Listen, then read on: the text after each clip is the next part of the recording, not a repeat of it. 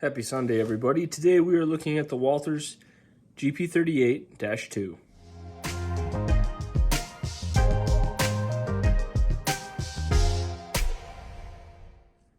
Okay, so let's go ahead and just dig into this model. Walthers GP38-2. This is kind of the most recent release that I can find. I don't know that they make any of these anymore, and I don't know if that's a post-2020 issue or not, but this is the DCC ready frame, and I happened across one of these on eBay for a relatively good price a while ago, and I went ahead and brought it in, and I have been extensively testing it for quite a while now. I personally have been trying to find some good GP series of engines, and I've been over this in some of my past videos on the Atlas engines, like I got back here, the Bachmann engine up here, and frankly, I struggle to find really good, reliable 4-axle locomotives, and I'm going to get to that when I talk about the usability of this machine a little bit later in the review. But I still don't know if I found it, although I have had some better luck with this particular model. I do have some issues I need to get into, but kind of the norm for our reviews, I would really like to look at this up close, some of the details. It really does get some things right that I think the Atlas misses, and man, it's so close to being a really awesome model. I think if they came back and re-released this and made a couple tweaks, this would probably be the go-to engine, and I really hope they do. But let's go ahead and take a second, jump right in, and look at some of the really nice detail that's been added on this model and compare it to, say, the Atlas, which is its closest competitor. All right, so as we look at this engine, we need to remember what it is compared to. This is, in my opinion, a direct competitor with the Atlas GP39-2, the Phase 2 with the newer style decoder. This particular one is a little bit more vibrant when you look at the paint. It has a slightly brighter orange, and it's within the realm of close enough. Unlike the Bachmann that's in the back there, where the orange is drastically off what I think is accurate, this is close enough, and with a little bit of weathering, it could easily convince anyone on a higher tier, expert level layout, that it belongs on that type of layout. So something that I will say is the side body paneling is drastically better on this model than, say, the Atlas GP39-2. There's just a little more depth to the door panels, the lines are a little bit crisper, the hinges are more visible. Something about these models that I really like, or this particular one, is good sturdy handrails. You can touch the side of the engine and they stay on there and they don't bend very easy. They also have a relatively thin look to them. They don't look out of place. That is something that basically all except the brand new Atlas engines struggle with. So good on you, Walthers. That's an awesome thing for this. It makes it so much easier to handle on and off the layout. I have to box up my models when I'm not using them, while I'm testing other ones, and I hate having to reapply handrails. So big plus for that being nice and properly attached. The one downside to this that I can see compared to the Atlas counterparts, the radiator detail is a little bit lackluster. However, I will state I'm not sure what this is. I believe it is a snow cap. It is a separately applied detail, and makes for a nice little talking point when you see it on the layout. It's not something you see on all the engines. I'm honestly not sure what that is. I tried to kind of find it on the internet. I must be searching for the wrong thing because I didn't come up with it very easily, but I would love to know in the comments if anybody could tell me what that actually is. I can't say that I've ever seen any prototype models around my area running it, but it might be just a thing from the past. But anyway, makes for a nice little talking point, and I appreciate that it's included in the box. Moving forward on this, note that the fuel tank does look nice and has a good fitment underneath the frame, and the trucks are nice and close to the body as they should be. I wish we had painted fuel caps, but so goes it with certain N-scale models. The trucks, as we zoom in here, are adequate. I would like to see a little better detail, but they're honestly on par with pretty much all of the Atlas engines. They're a little bit lackluster, but I do like the look of the wheel set that comes on this compared to the Atlas. Something that I forgot to mention while we were back here is the diamond tread is almost actually visible on the walkways, and that's a nice little touch. The detail work on this isn't bad. The BNSF is nice and crisp.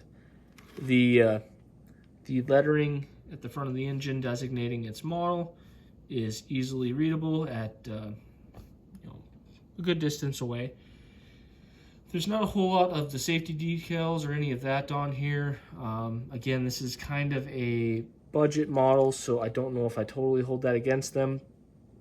The one thing that I am not real excited about is safety paint on the stairs. I believe should be white, pre-painted yellow from the factory, but they didn't bother to do the handrails, so that will need to be fixed in both cases.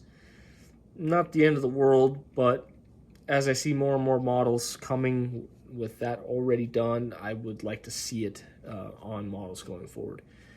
I really hope they come out with a version 2 of these, because it is a really great molded model. I think they did an awesome job getting some of the fine details in the mold on this.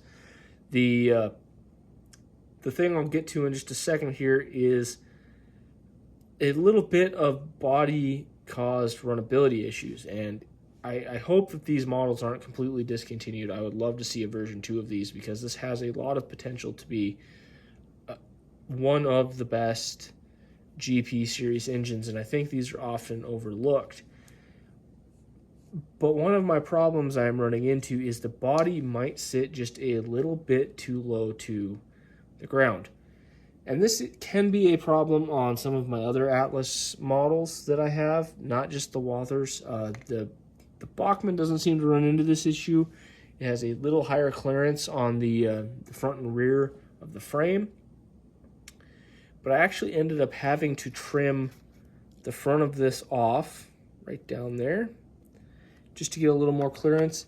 And I ended up having to glue the front snowplow on because it kept getting ripped off coming up into certain inclines on my layout. Now, some people aren't going to have this issue. I have some relatively steep inclines. Something to be aware of, this does run relatively low to the rail. However, when we're talking snowplows, this has something that not a whole lot of other models have. When we get up front here, and you'll have to excuse my furnace kicking on. It is about 0 here in Montana, so it'll be on and off this whole time. We have a front snowplow that really does look nice and scale. Fits nicely with Microtrain's couplers.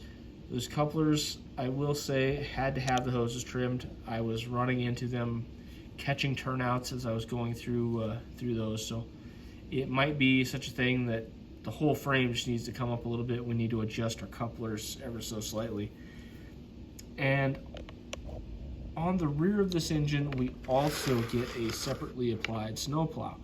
And that is pretty darn cool. You don't see that very often on N-scale models. And that is something that I see relatively regularly in my area. I live in rural Montana. We get lots of snow. A lot of our local engines have front and rear snowplows, so cool. I love to see that. That's a really nice added detail that adds a little bit of extra value to this engine. So Front and rear number boards, that's really cool. The light housings, let's see if I can get this in frame here. Sorry about that. I'm going to struggle to get this to focus at that distance. There we are. Painted light housings, nice added detail, and the stairs are pretty crisp on there, not separately applied, but they look good.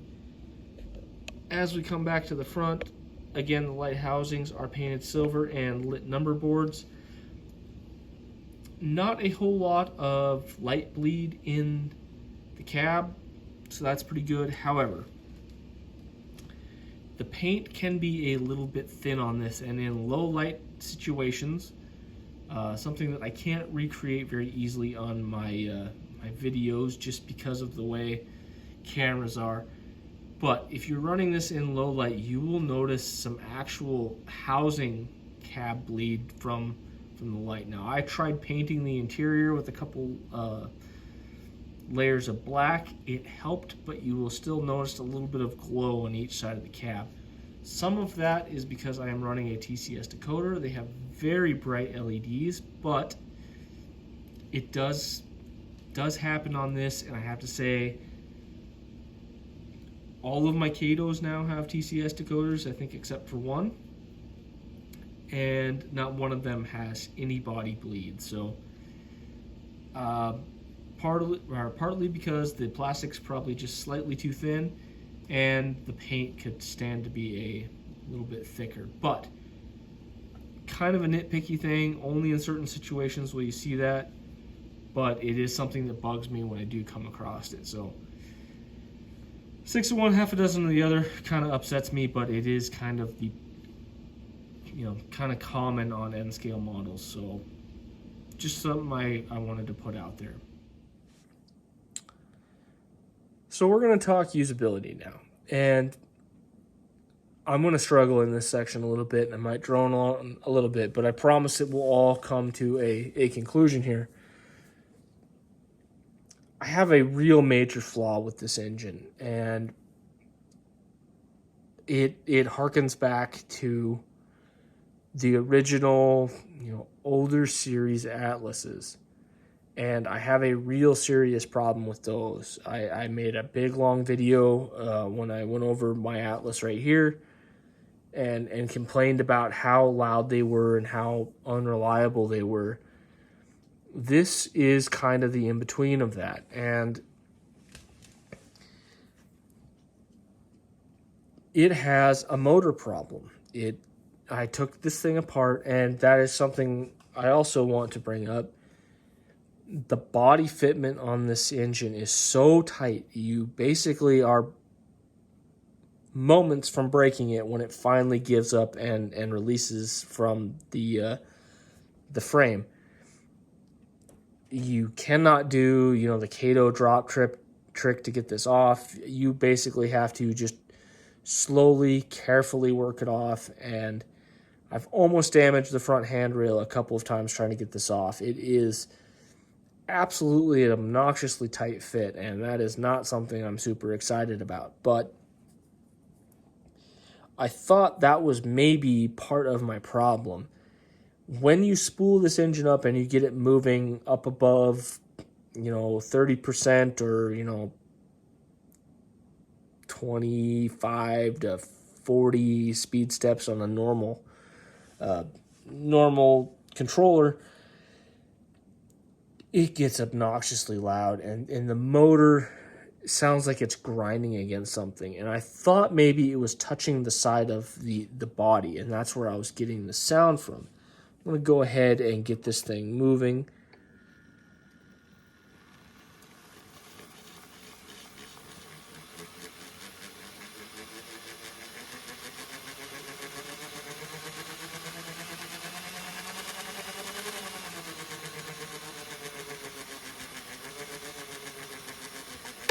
Hope you can hear that on camera, but it is just outrageously loud. So I did my due diligence and started taking things apart, oiling, greasing, doing whatever I had to do. And the usual stuff did not work. I conductor lubed all of the electrical connections just to make sure that nothing was squeaking or grinding there. I added a little bit of grease to the worm gear and all of the gears in the trucks, hoping that would take the noise out, and I could tell that probably wasn't it, but it was worth a try. And no avail. I continued to have a really loud engine, so I went ahead and tore it down, and when I got to the motor, I found that a bushing was more than likely out. It had a lot of play in one end compared to the other, so I'm not totally sure what motor I could put back into it. A Kato is close. I don't have any spare ones right now. I would assume it's just like every other motor. It's a $25 to $35 replacement, and honestly, I don't know if I want to spend another $25 to $35 on this thing. It is, what I bought it at was kind of the upper end of what I think this thing is actually worth. So that's a decision I might have to make a little later in time, and I'm probably going to push myself to do so, and this is why I'm so torn, is because this fixes, or to the best of my knowledge, avoids all of the problems that these engines both have. And what that is a total aversion to turnouts. I have a relatively overbuilt rail yard in my layout, and when I first got back into N scale, I was noticing I had issues where I'd have dead spots here or there, and so I really overbuilt my rail yard. I wanted things to be really reliable so I could have some fun switching, because there is nothing more frustrating than doing switching work and having your engine just get stuck and die there, and you got to touch it and get moving again, and it just kills the immersion of switching, and that's kind of what kills it for me a lot of times. But I took a lot of time and wired all of my turnouts in all three positions. So you have a Y with a turnout, you have your in and your two outs. All three of those have feeders on every end of them on every one of my turnouts, as well as multiple other places on each of the runs in my yard. There is more power going to that yard than anywhere else on my layout, and I still have issues with all of my GPs, except this one, occasionally getting stuck or finding dead spots in those turnouts. And it's possible there are some frog issues in those. They're just basic Kato turnouts. But other than a select few of more finicky six-axle engines, none of them have issues in those turnouts except my four-axle engines. Now, I'm going to say this as a little bit of a hint towards a future review. I have some Broadway F7s that I'm testing. Zero issues on those. They have been 100% reliable through those turnouts. Mind you, a little bit wider frame, a little more room for decoders and whatnot, but generally the same size engine. So it's not necessarily the number of wheels, and it's not necessarily the distance between the wheels. I haven't quite narrowed it down yet, but this engine does not deal with those issues. Now, I don't know if it's the composition of the wheels. Atlas wheels kind of have their own look to them. I said I looked at these. They have a different look, and the difference in material might be the pickup that is, the thing that's making these pickups work so good. I will admit I've had a couple of times, and I have been testing this extensively. I have at least logged 60 hours of runtime and 10 hours of farting with this thing and switches, going through turnouts, that type of stuff, having it go in and out through my double crossover, just to make sure that I wasn't crazy. I wanted to know, because it seemed like this thing was a little bit more reliable than some other engines. So I am confident that something about this engine makes it run a little bit better. Now the problem is I only have one, and that's something I don't usually like to do. I like to get two just in case one of them has an issue. And you can one engine having an issue you can kind of mark off as luck, but if both of them have an issue, I'm looking at you Atlases, then you're onto something. But this motor being basically junk, getting this thing new, old stock, quote unquote, makes me really hesitant to buy another one. And I've got a couple of the Santa Fe versions of this sitting on my eBay account. I've been watching them for a while now, and I'm struggling to pull the trigger because it really does kind of kill me. I am so tired of spending money on these GP engines and just being disappointed and then having to resell them for a loss, and it really sucks. I have spent a lot of money on GP engines just trying to find something that is quiet and reliable, and I just can't find it. And I'm basically talking myself into buying that Santa Fe just to make sure if I get it and it's as reliable as this one and quiet, then maybe I just got a little bit of a junker here. But man, is it hard. I gotta say, it kills me. I cannot figure out why nobody can make really reliable 4-axle engines. It just flabbergasts me because these are some of the coolest engines and they're so much fun. When you get these on your layout and you got something that's reliable and you can do some switching with it, it really changes the immersion factor. You go from a layout where you're just watching your trains go in a loop to actually doing some operations. And honestly, where I'm from, this is what you see doing operations. You have a couple, 2 to 3 4-axle engines all hooked up doing switching work. And I've wanted that on my layout for so long, and I just can't find it. Up until now. I will say, now that I've got these Atlases back, I'm doing some testing with some Lock Pilot decoders.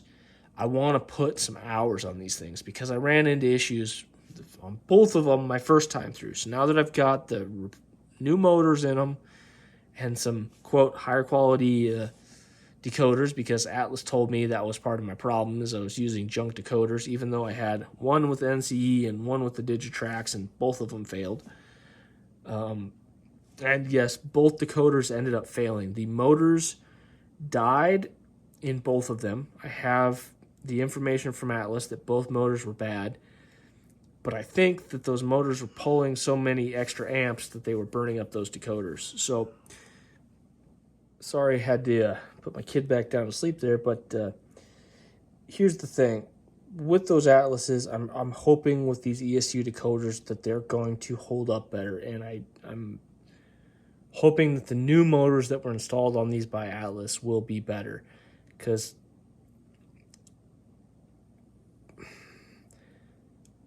I really want GPs that are fun and easy to use on my layout, and I really thought this Walthers was going to be that. I thought maybe I could get the motor fixed, and I was really considering bringing in that second engine before I did this review, but at some point I kind of came to the conclusion that it shouldn't have to be this tough, and so I got to stop making excuses for companies. We have really good, reliable 6-axle engines. There's no reason why it should be this hard to find something that actually works good. And so I decided it was just time to go ahead and put this review out there and just say, I can't honestly give my recommendation to purchase one of these. even if this is a one-off deal, there's a lot of things on this engine that make it not good enough to run on a normal layout. And I keep saying it because it's so close. It is so close to being a awesome alternative to these Atlases. And I really hope that Walthers comes out with a version 2, because if they did, I would be all over it. With the body being just a little bit too low, any minor bump in the track, the thing ends up getting stopped. You have to have perfect track for this thing to be as reliable as it can be, because the pickups on this are superior to this. And that is really one of the big problems you have with this, except when you're running your snowplows, and I did have to trim the front of the engine, the body just sits too low. If you don't have perfect track on your layout, you're going to be constantly pulling this thing back and trying to get it over a little bit of bump, and that is the same problem as having bad pickups. The light issue, it's dumb, but I hate having a glowing cab. And it's not like the windows are glowing. I have bright spots on my cab when this thing's running in the evening. That sucks. It's kind of an immersion breaker. And the stupid thing with the motor, what is it with N-scale motors? Kato has, I bought 30 plus models from them, and not one motor has been this loud or has broken down this fast. I don't know how these other companies come up with these motors that are just so trashy. It's not like it's a difficult thing to find. And so I yet again have another GP model that is so close to being a whole lot of fun that I just can't recommend. And so there's a couple situations in which this is an okay model, and I think I'm going to hang on to this one for now. I might try to find another motor, and if I come into some extra money, I might consider buying a second one of these. I thought maybe, I'll just swap decoders between the two and see if that'll work, and maybe I'll do that. But honestly, another problem with this thing, getting the body off it is so darn difficult. I risk damaging it every time I do it, and that's not something fun either. These things are expensive to replace. I don't want to break the thing trying to do maintenance. It's just the little things that kill it for me on this model, and I don't like doing bad reviews. And honestly, this is not a bad engine.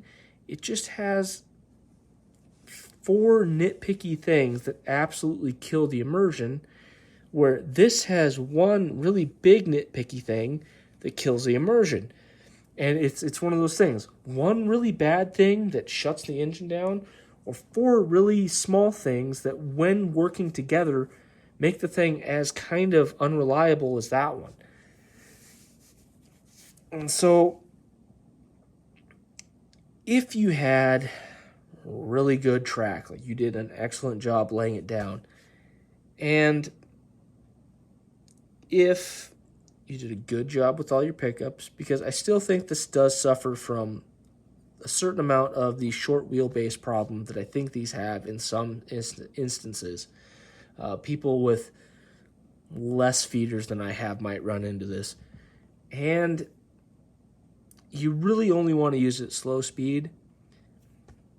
It probably would be a really cool addition to a layout, because it does. It looks gorgeous, and it does run really good at slow speed. So maybe one of those guys, if you check those marks, this would be a cool, affordable engine to get your hand on, because you can get them pretty cheap on eBay right now. I've seen some of those Santa Fe's down in the $80 range, and the TCS decoder really makes this thing a smooth runner. Even with the motor that's kind of janky in this, it's a smooth runner. It goes nice and slow.